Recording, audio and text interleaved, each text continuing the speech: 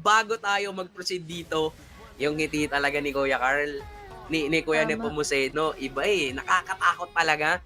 Ako yung kinakabahan para sa Team Lao. Tignan natin kung ano mangyari sa game number 2. Will this be a sweep para sa Team Philippines o makakabawi ng isa? Pero I doubt ang Team Lao. Welcome to Mobile Legends! Grabe, sabi mo nga, lulunurin. Kailangan na matinding flood control dito ng Team Lao later on. Kasi grabe ragasato. Imagine mo na, nakagatot catch up pa si De La Cruz. So, imagine the layer. Yung layer pala, parang paano ko gagalaw? And as expected, sabi ko nga, kailangan mag-purify nung dalawang mabibiktima dito mamaya nila Fabico. So, purify for Avisit and as well for Tatas 1 para sa kanyang flood. Pero ngayon, unahan yata yung magiging segment nila. Although De La Cruz, makakaligtas pa rin naman. Almost 1/4 HP left. Sin Bandit ay mapapatras. Great thing though, ayan yung maganda naman for Agra kahit medyo napataas ang kilay ko is that sa early, hindi rin naman siya agad-agad mapapatomba. Pero kasi mamaya problema, ang dami niyang kailangan kaharapin na pagsubok dito, worthy.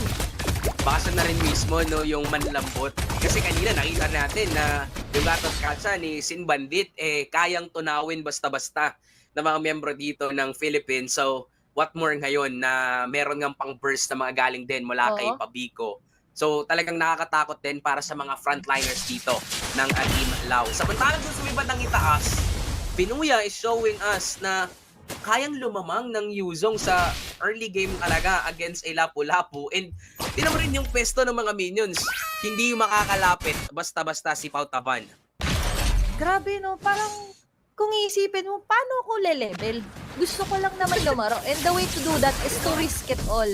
Katulad yan, nag-take ng risk sila si Tidet, pero at least they tried, diba? So we see some glimpse of life para dito sa team daw. Kailangan yun Kailangan may signs of life para dito, pero Nepomuceno, sign of life pa rin naman, hindi makamatay. Meanwhile, napakaganda naman ng paso doon. Lay up para dito kay Nepomuceno, getting the first blood.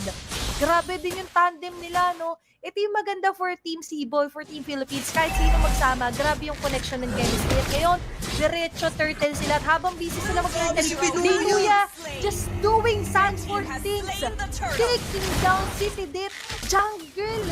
Agad namatay na lang doon ng turtle. Tapos, sabay pa yung combo dito nila Pabico sa kanila La Cruz. Opposite is down. Wala na nga purple. Wala na nga silang nakuhang kill. Wala rin silang turtle. Lahat wala! Si Pabico dito, mukhang mabubuhay pa. Naharangan ni De La Cruz at buhay pa rin na si Pabico. Masyadong mainit talaga dito ang Team of Philippines. Getting the kills, getting the turtle objective, and getting as well the purple buff dito ni City Death. So talagang mahihirapan yung Lao makahabol dito.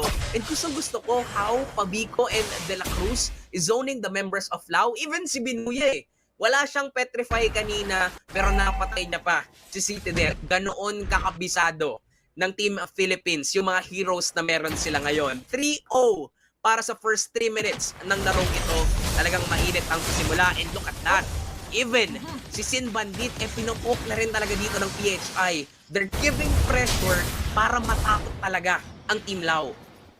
Ito yung mahirap kapag yung lineup nyo hindi ganon ka, sabihin natin, kataas yung crowd control na lockdown. Kasi pinakaasahan nila dito yung jump in mamaya dito sa Lapu. Kaso problema, nagagamit niya agad. O to take a Binuya. Pero opposite on the other, hindi masyado naging maganda yung connection and timing doon ng Feathered Earth. Like, lumon naman tayo dito sa may bandang gitna. At naman yung Death Nata, sabay yung luno, yung rock waves. Nalalambot yung main tank, yung main rumba ng Team Lao. Hindi sila makagawa ng sarili nilang play dito, Corty. Ito na naman tayo sa maglilimang minuto.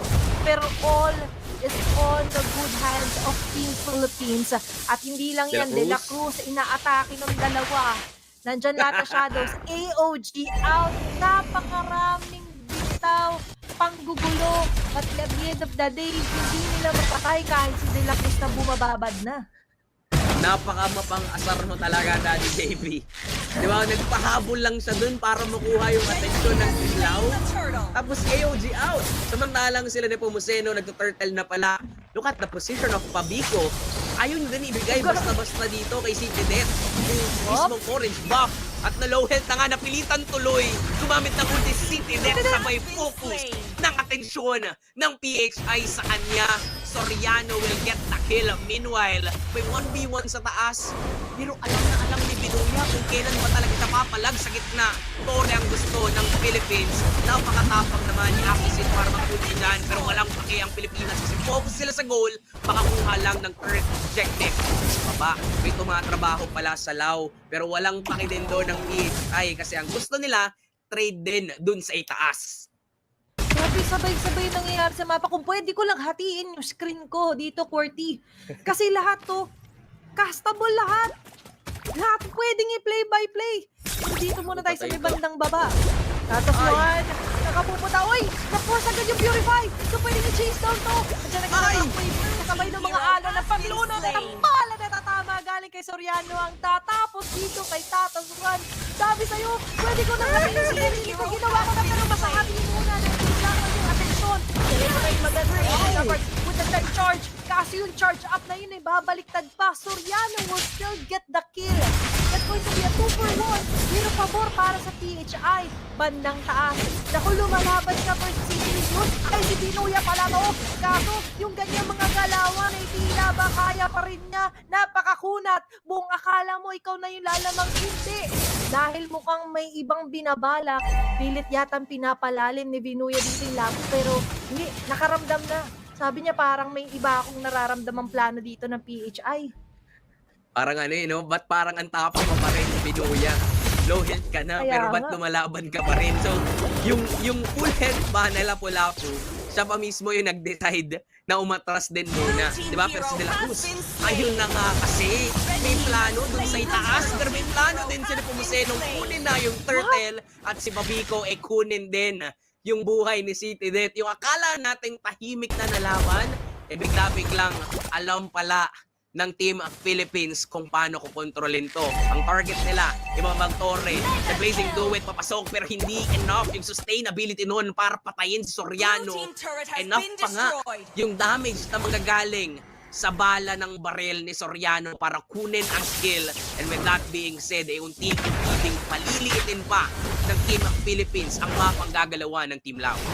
Blue team Hindi turret has been masasabi destroyed. talaga na grabe yung lakad, matatag. Sobrang tatag ng pundasyon ngayon ng Team Philippines. To the point na, katulad kanina, maganda example. Si Binuya na yung pula yung buhay. Si Binuya na yung medyo alanganin buhay. Pero yung tumakbo, yung full health pa. Just there's a lot dito sa galaw ng Team Philippines. At ito na naman, Black Dragon Form activated. Members of Team Lao ngayon, nagdadalawang isip. Go ba tayo? Nandun yung Earthen Transport. Pero hindi pa follow up ng charge dito sila Sin Bandit. But instead, ang dami ng kailangan na i-leash. Ang kailangan nila dito mag-release ng pressure sa iba't ibang linya. Kasi sa ngayon, sakop na sila ng Team Philippines. Tingnan mo si Soriano, sabi niya ka-clash pa ba? Basag na lang ng Torre. Objective ang gusto talaga dito ni Soriano. Pero 4-0-0 para sa isang Granger. Sobrang solido din talaga. Pumesto dito. Netong isang ni Oheb, pwede tong mag-pro. Pwede tong mag-pro si Soriano. Ibang klase pumosisyon, ibang klase gumalaw. At ngayon, kitang Torre ang gusto nila. Si Binuya papasok, tumalon na rin. Si De La Cruz doon sa likuran at napakasakit na rin talaga ni Soriano. Ngayon si De La Cruz, buhay pa rin siya. Pabico will go down, pero okay lang yun kasi kapalit naman ng dalawa at kay Soriano pa napupunta lahat. At hindi lang basta mga buhay ng Lao, kundi mga Torre din. Napapasakamay ng PHI. Nagdragon pa dito si Binuya at di pa sila nagtatapos. Mukhang mamamatay na si Apisit at ngayon ay tutuloy pa ng Team of Philippines na ituloy yung pangbubusto dito sa Team Lao after dun sa takas. Sunod yung gitna, papasok pa si Binuya. Endable na ba? O maglo-lord pa ba? Anong call dito ng PHI? Kundi layo na daw muna. Okay, maganda. Naging opening, hindi nga opening eh. Closing, sinarado ni Binuya. Yung daan doon ng Team Loves, parang sabi niya, okay, time na. Ayan na naman tayo sa curfew. But still, props dito kay Soriano, pati kay Pabico. Andiyan na naman ang Rock Waves. ibang mga members ngayon ay magkakaroon na ng magandang jump-in. Hindi po tayo dito kasi si Soriano makakuha na ng bloodline. Sa kanyan, ang kanyang baby kicks doon, makakapanggal nila siya. 2 men down to the side of Tilaw. Nandiyan na yung Dragon. Kanina ba sa bili ko? Ngayon, ang targetable siya. Pero ngayon, ay, abusan na matapad ng Steven Head. Ito ba, yung pinakainaantay ng lahat. As Triple B marches toward the lead of Tilaw. And with that, masesecure ang triple kill with a 2-0 sweep laban sa Team Lao.